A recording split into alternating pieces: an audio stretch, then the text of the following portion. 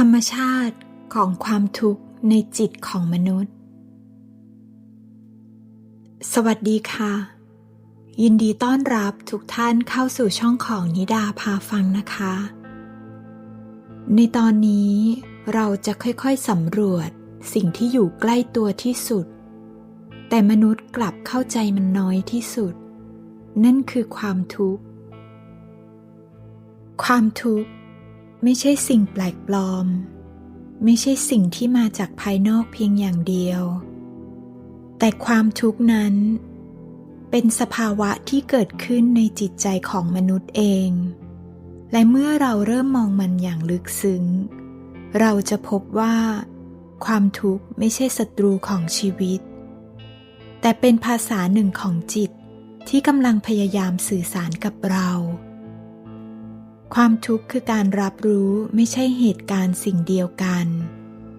แต่คนสองคนสามารถรู้สึกต่างกันได้เหตุการณ์เดียวกันแต่จิตสองดวงตีความไม่เหมือนกันนี่คือสิ่งสำคัญที่สุดความทุกข์ไม่ได้อยู่ในเหตุการณ์แต่เกิดขึ้นในการรับรู้ของจิตที่เต็มไปด้วยความคาดหวังจะรู้สึกเจ็บเมื่อโลกไม่เป็นไปตามนั้นจิตที่ยึดถือจะรู้สึกหนักเมื่อสิ่งที่รักเปลี่ยนไปจิตที่กลัวจะสร้างความทุกข์แม้ยังไม่มีอะไรเกิดขึ้นจริงดังนั้นความทุกข์จึงไม่ใช่สิ่งภายนอกแต่เป็นการตอบสนองของจิตต่อโลกความคิดคือผู้สร้างความทุกข์เมื่อเรามองลึกเข้าไปเราจะเห็นว่าความทุกข์ไม่ได้เกิดขึ้นจากสิ่งที่เกิดขึ้นตรงหน้าเท่านั้นแต่มันเกิดจากความคิดที่ตามมาความคิดที่ตีความคิดที่คาดเดาความคิดที่ย้ำซ้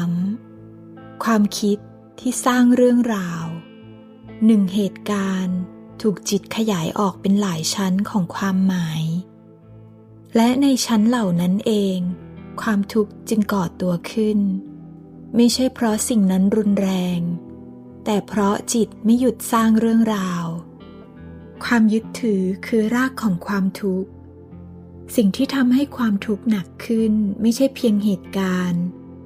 แต่คือการยึดถือว่า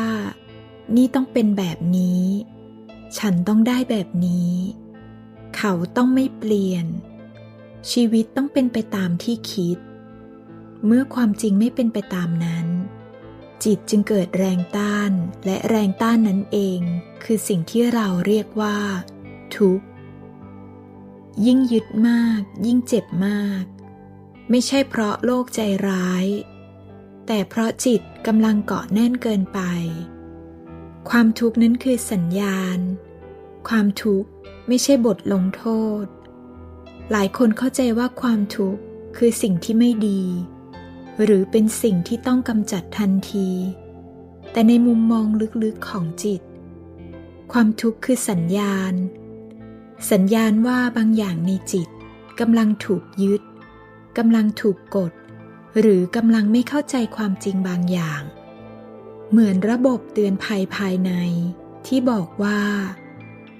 ตอนนี้คุณกำลังหลงทางจากความจริงของชีวิตความทุกข์จึงไม่ใช่ศัตรูแต่คือครูที่เงียบมากเมื่อจิตของเราเริ่มมองความทุกข์อย่างไม่หนีในช่วงแรกมนุษย์มักอยากหนีความทุกข์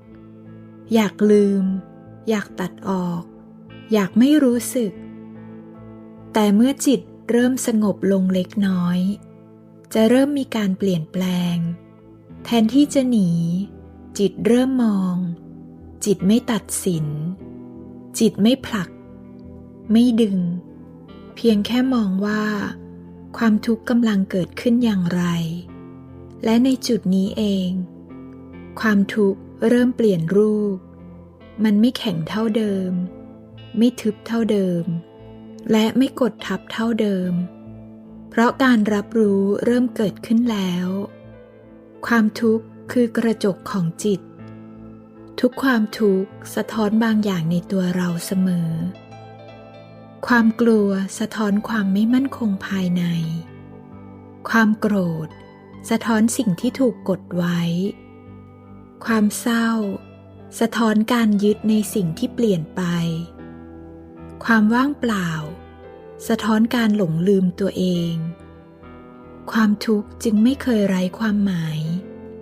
มันเป็นกระจกที่สะท้อนสภาวะของจิตในขณะนั้นบทเรียนสุดท้ายของความทุกข์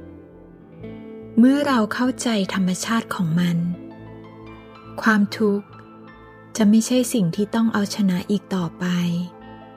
แต่มันกลายเป็นพื้นที่เรียนรู้ว่าจิตกำลังยึดอะไรอยู่จิตกำลังกลัวอะไรจิตกำลังหลงอะไรและจิตกำลังลืมอะไรและเมื่อมองเห็นชัดขึ้น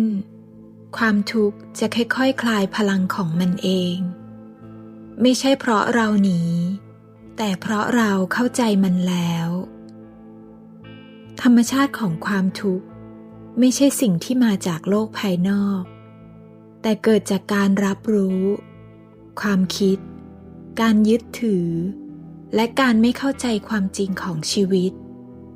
เมื่อเรามองเริ่มมันอย่างตรงไปตรงมาไม่ผลักไม่หนีไม่ต่อสู้ความทุกข์ก็จะค่อยๆเผยตัวตนที่แท้จริงของมันและนั่นคือจุดเริ่มต้นของการตื่นรู้ภายในจิตความทุกข์คือสภาวะที่เกิดขึ้นในจิตใจของมนุษย์เองและเมื่อเราเริ่มมองมันอย่างลึกซึ้งเราจะพบว่าความทุกข์ไม่ใช่ศัตรูของชีวิตแต่เป็นภาษาหนึ่งของจิตที่กำลังพยายามสื่อสารกับเรานิดาพาฟังขอขอบพระคุณทุกท่านที่อยู่รับฟังจนถึงตรงนี้ด้วยกันนะคะแล้วเรามาพบกันใหม่ในวันที่คุณอยากพักหัวใจอีกครั้งนะคะสวัสดีค่ะ